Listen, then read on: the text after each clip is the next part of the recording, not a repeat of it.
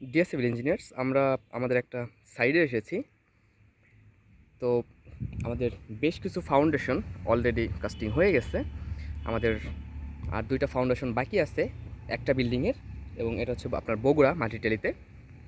তো আমাদের এখানে আমি জাস্ট আপনাদের আজকে যে জিনিসটা দেখাবো সেটা হচ্ছে, অনেক স্টুডেন্টের থাকে বা অনেক লার্নার যারা আসলে প্র্যাকটিক্যালি জিনিসগুলো ভিজুয়ালাইজ করতে পারেন না, তাদের জন্য আজকে ভিডিওটা তৈরি করা। আশা করি আপনারা অনেক কিছু শিখতে পারবেন আজকের ভিডিও থেকে। যেমন আমাদের এই যে রেইনফোর্সমেন্ট বা আমরা কলামের যে রডগুলা বাঁধা হয়েছে, সেটি হচ্ছে আমরা কলামে, আমাদের এই যে কলাম, এই কলামে আমরা 16 mm এবং হচ্ছে আপনার এইটা যেটা 20 mm এবং এইটা 16 mm। সো এই যে কলামটা স্পেসিফিক, এই কলামটার জন্য যদি দেখাই, এখানে আমরা এক ফেজে 3টা, অন্য ফেজে 3টা, প্রত্যেক ফেজে 3টে রিভার ইউজ করেছি, এবং কর্নারে আমরা 20 mm রিভার ইউজ করেছি, এবং মিডলে আমরা 16 mm রিভার ইউজ করেছি। এরপরে আমাদের এখানে স্ট্যান্ডার্ড হুক যেটা আসে, আপনারা জানেন এটাকে বলা হয় স্ট্যান্ডার্ড হুক। এই যে আমাদের বাঁকা যে পোর্শনটা থাকে, এটা 16 mm বা 20 mm রিভারের জন্য মিনিমাম 12D রাখতে হয়। মানে আমাদের যে এই যে ডায়ামিটার, এই ডায়ামিটারের 12 গুণ মিনিমাম। আমরা বেশি দিতে পারি, এটা কোড আমাদের সবসময় মিনিমাম বলে ফর সেফটি। আমরা কিছুটা বেশি দেই এবং সব ক্ষেত্রে বেশিই দেওয়া হয়, এটা আপনারা জানেন।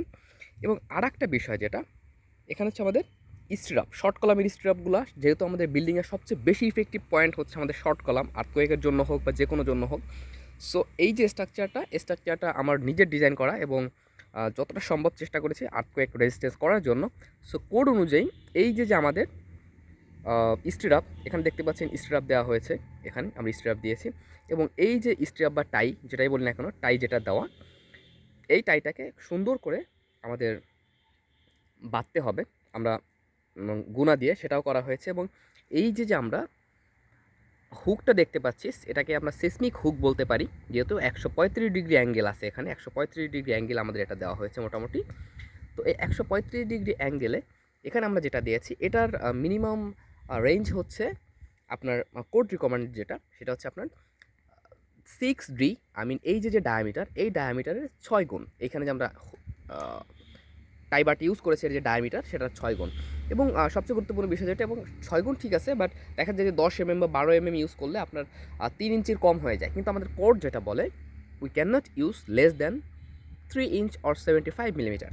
তার মানে আমাদের এই যে হুকটা, এটা যেটা হতে হবে এখান থেকে এই পর্যন্ত, এটা হবে আপনার এই পয়েন্ট থেকে এই পয়েন্ট পর্যন্ত আমাদের যেটা হবে সেটা হচ্ছে 3 ইঞ্চ মিনিমাম। আমরা 3 ইঞ্চের নিচে ইউজ করতেই পারবো না। সো এই জন্য 10 আপনি একবারে উইদাউট এনি টেনশন, ক্যালকুলেশন ছাড়াই আমরা এই যে স্ট্রাপ ইউজ করি, এই স্ট্রাপ বাস এই যে এই টাইটা ইউজ করি। এটার যে হুক যেটা, সেটা আমরা নর্মালি 3 ইঞ্চ দিয়ে দিলে এনাফ। এটা মেনটেন করা খুবই জরুরি, খুবই জরুরি।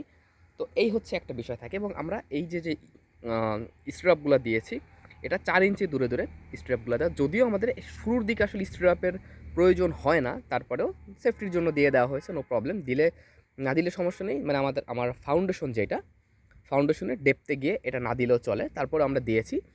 তো আমাদের এই যে স্পেসিং, এই যে স্পেসিং এইটা থেকে এইটা, এই স্পেসিং মোটামুটি আমাদের 3 ইঞ্চ 4 ইঞ্চ 100 মিলিমিটার, এখান থেকে পর্যন্ত 100 millimetre centre to centre distance 4 inch, এটা আমরা দিয়েছি। এবং আমরা শর্ট কলাম পর্যন্ত এইটা দেওয়া, বাদ বাকিটা আমরা 3 লেয়ারে আমরা ডিভাইড করে দিব। আপনারা জানেন যে আমাদের 3 লেয়ারে আমাদের যে মোমেন্ট টেস্টিং ফ্রেম যেটা, সেটার জন্য দিতে হয়। এই হচ্ছে মোটামুটি বিষয়। তো এই ছিল আজকের লেকচার, এবং আমরা পরবর্তীতে যখন আবার সাইট ভিজিট আসবো, ইনশাআল্লাহ নতুন কোনো কিছু নিয়ে আসার চেষ্টা করব। এবং অবশ্যই কমেন্টস করে জানাবেন যে আমাদের ভিডিওটা কেমন ছিল। এবং আমাদের যে অন্য কোর্স চলমান, আপনারা যদি সেই কোর্সগুলোতে জয়েন হতে চান, করতে পারেন। আমাদের রিয়েল প্রজেক্টের ডিজাইনগুলো যদি দেখতে চান, সেটাও দেখতে পারেন।